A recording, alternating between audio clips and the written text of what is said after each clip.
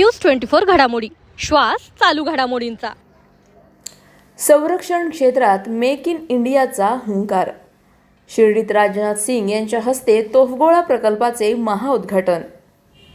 भारतीय संरक्षण क्षेत्राला आत्मनिर्भर बनवणारा एक ऐतिहासिक क्षण आज शिर्डीच्या भूमीने अनुभवला।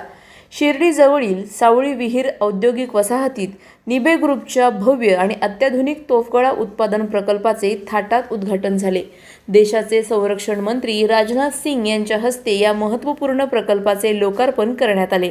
या प्रसंगी राज्याचे मुख्यमंत्री देवेंद्र फडणवीस, पालकमंत्री राधाकृष्ण विखे पाटील यांच्यासह अनेक उच्चपदस्थ अधिकारी आणि मान्यवर उपस्थित होते।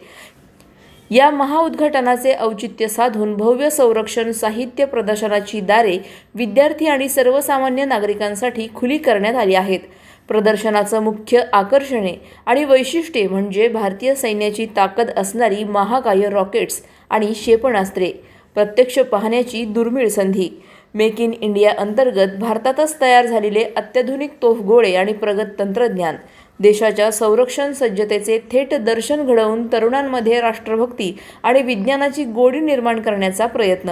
हा प्रकल्प केवळ देशाच्या सुरक्षेला बळ देणारा नाही, तर महाराष्ट्राच्या औद्योगिक प्रगतीत भर घालणारा आहे, असा विश्वास मान्यवरांनी उद्घाटनादरम्यान व्यक्त केला।